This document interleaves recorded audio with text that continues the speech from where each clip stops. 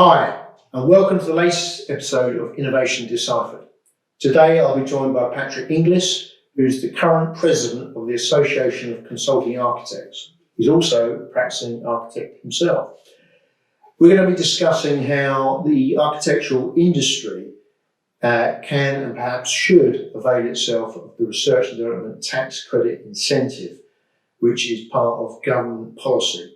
It's there to encourage UK businesses to invest money in research and development, and we're going to find out how this can impact the architectural industry.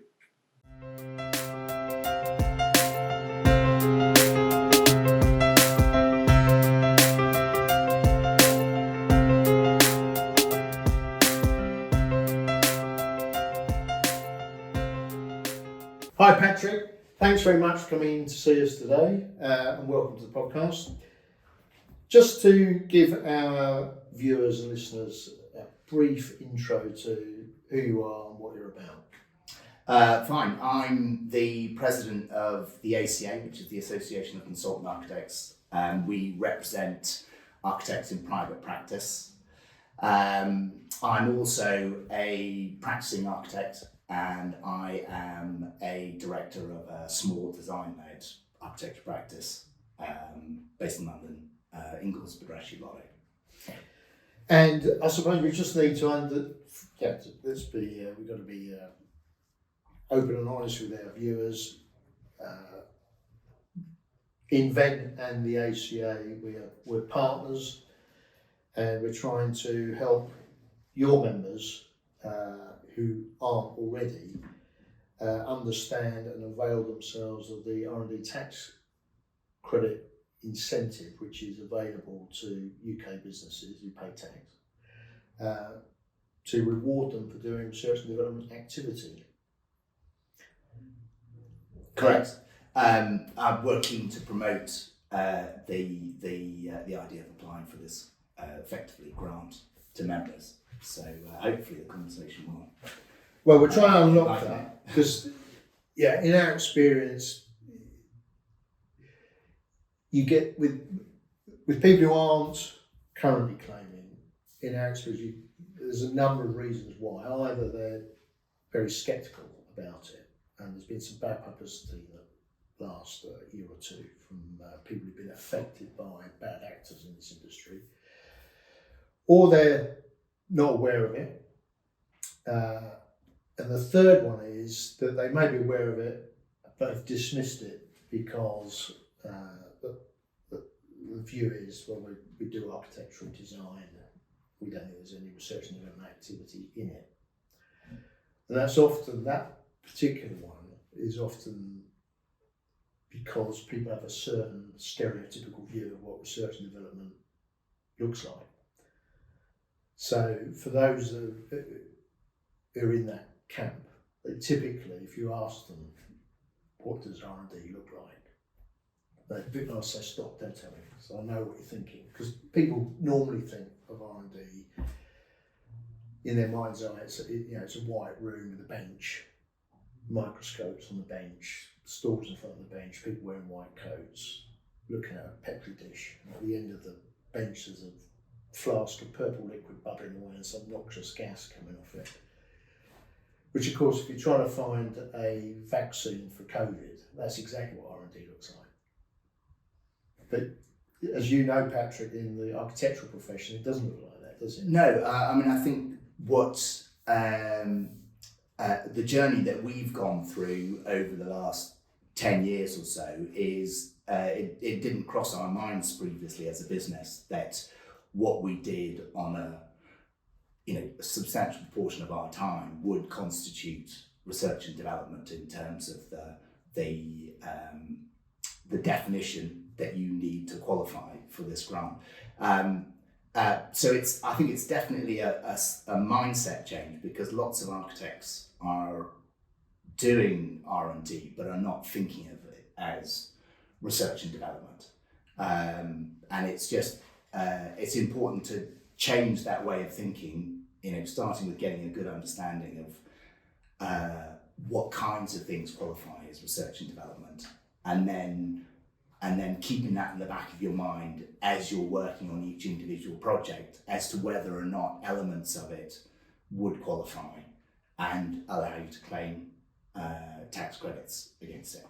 So let's just explore that in a little bit more detail. So hopefully we'll give some architects who are watching this pause to reflect on what they've perhaps done over the last year or two, because this is a retrospective thing. You claim for it in things you've done in the past rather than things you're going to do. So, I mean, and riffing on your own examples of what you've done in the past few years with your own business, I know that there's, and from our existing clients, we know that looking at old buildings and repurposing them, working with listed buildings, that's not straightforward, is it? No, I mean, I think what we've found is that complicated projects or elements of projects that are complicated, and I guess the proportion of projects that architects do where the entirety of it would qualify as a tax credit, probably not that large, but proportions of a reasonable amount of our projects contain elements where there will be a particularly difficult technological problem that we need to solve that does effectively involve research and development. So, that might be, particularly things like listed buildings, which often require very bespoke, complicated solutions to problems around, for instance, servicing or access, these kinds of things where you need to put a significant amount of time and effort into coming up with a design solution that's going to both satisfy all building regs, planning requirements around listed buildings, that kind of thing. And I suppose one of the things with the definitions, as it is in the tax code rather than what we all think up here about R&D, is that the solution can't be readily deducible by an experienced person in the field. It takes significant effort, and often it's collaborative, isn't it? It's with a number of people. Absolutely. I mean, the things that we've found that qualify as research and development usually involve significant design iterations involving input from specialists, whether or not it's structural engineers or M&E consultants. In the case of things like listed buildings, it often involves working with heritage consultants to make sure that the end result is going to satisfy the solution. And getting there is, often difficult and painful, but it's kind of a typical kind of problem-solving exercise that architects go through. And lo and behold, you can apply for tax credits too. Well, that's right, because you've solved a problem which almost by definition is unique. The constraints are unique. The solution or the outcome that was desired by your client is almost certainly unique with a unique constraint. So it's a new problem to solve, isn't it? It is, but it's also just what architects do on a largely daily basis in terms of that problem solving. So as I say, I think it's not that architects need to do anything new in terms of their design processes. It's just a mindset that thinks, actually, what I'm doing or have done in the past, because as you say, it's a retrospective process in terms of claiming tax credits. That is something that would qualify for tax credits. And I suppose just reflecting a bit more on that theme of working with existing stock, existing properties and buildings, where either they're being repurposed or there is something else being done to them to improve their carbon footprint or their energy ratings, all of those sorts of things. that kind of work itself lends itself to potentially being an R&D tax credit claimable project.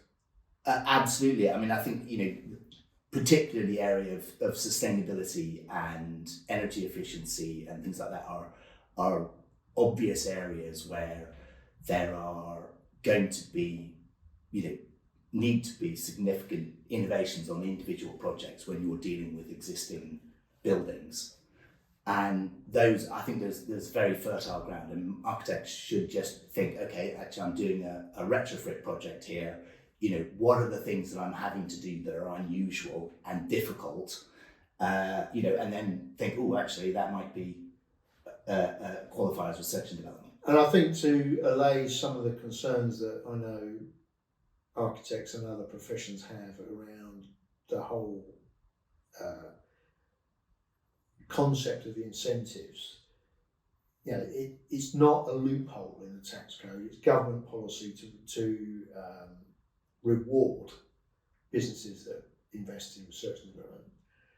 And if, for what you just described, there's also this other potential benefit, which is it's impacting on other government policies to improve the energy efficiency of existing stock, or reducing the impact of construction on carbon, because if you reuse a building, or the substantial part of the building is going to release less carbon than having to knock it down and rebuild it. You can see how all of this is, you're getting not just a cumulative, it's a benefit on benefit on benefit from the government policy point of view. Absolutely. From what the architects are actually doing for their clients.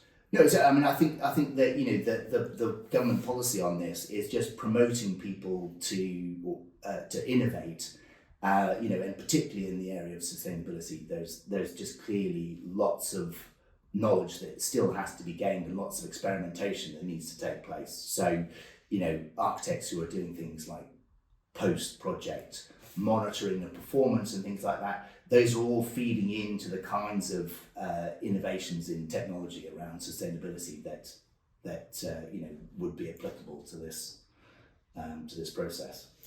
So let's just think about, from your own experience, Patrick, what does making a claim look like for you? Okay, so what we do is after the end of our annual year, tax year, corporate tax year, we review all the projects that we've undertaken during the course of that year and consider whether or not elements of those projects qualify as research and development. And that's quite a wide range of things. That's everything from, we're a design-led practice, so we often enter competitions. So, competitions that we've entered in the last few years are around looking at new housing typologies for the future, looking at where housing for older people is going, and trying to innovate both on the design side of those, but also things around off-site construction and whatever.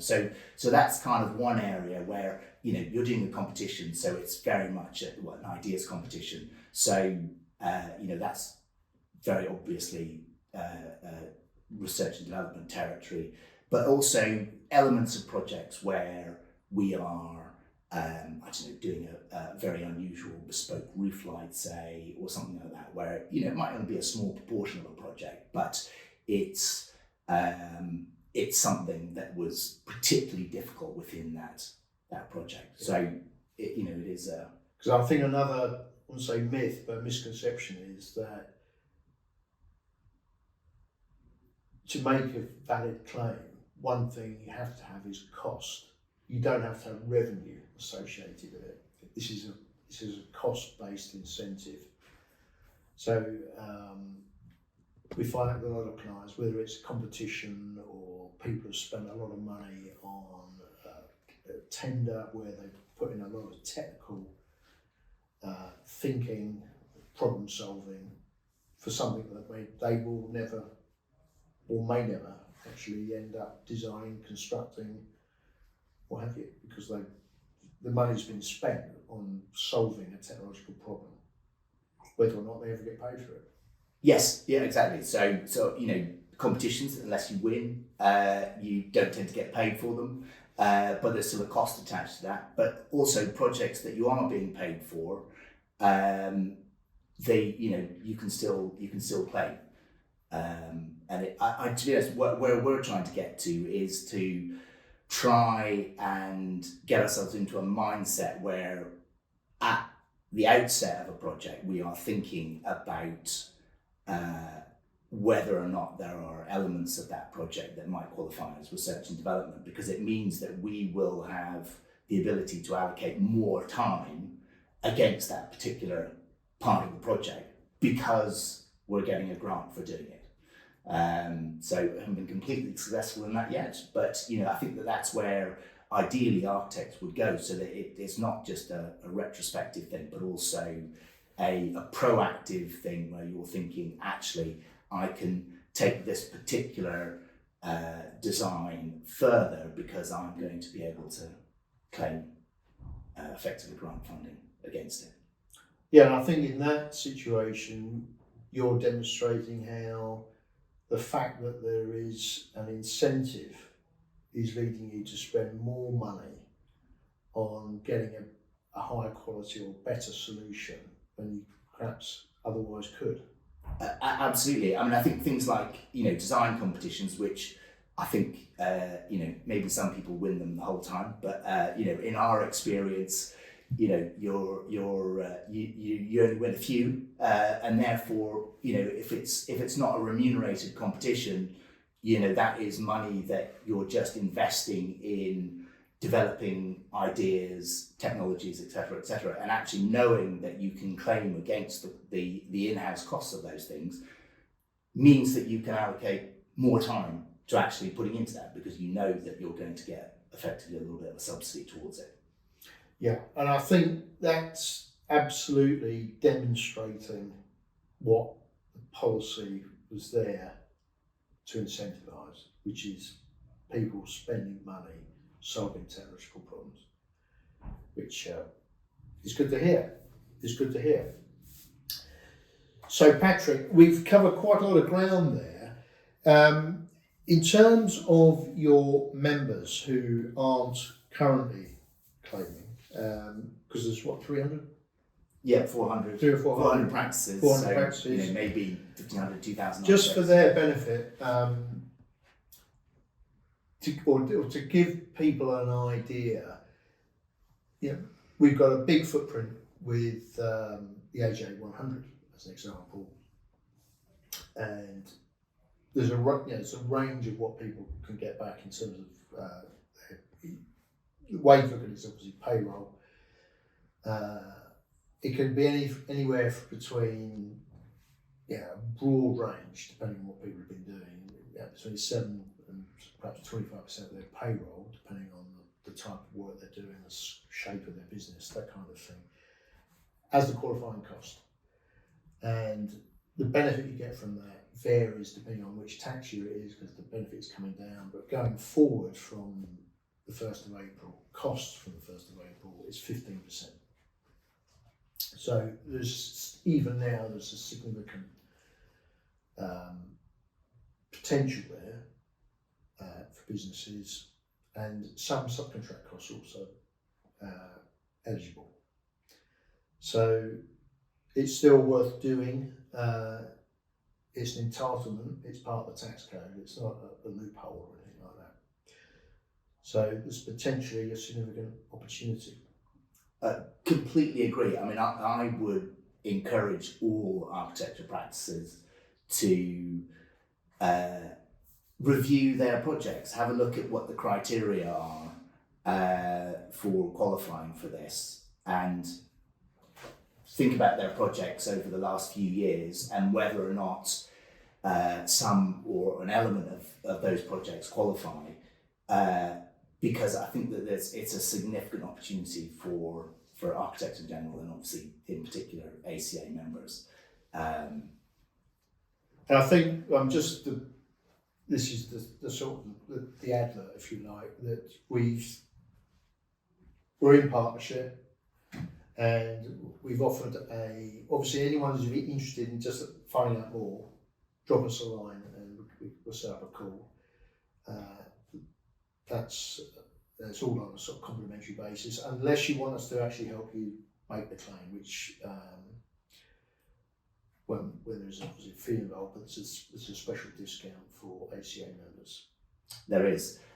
So yes, I mean, I think the if you architect practice go through a very initial thought process around seeing whether or not they think that there might be a possibility, and then basically having a conversation with you guys to see whether that's something that could be taken forward. I would strongly encourage all architects. It's no obligation. Of course, one great thing is we've got a number of architects who work for us who work with our architectural clients. So it could be an architect talking to an architect.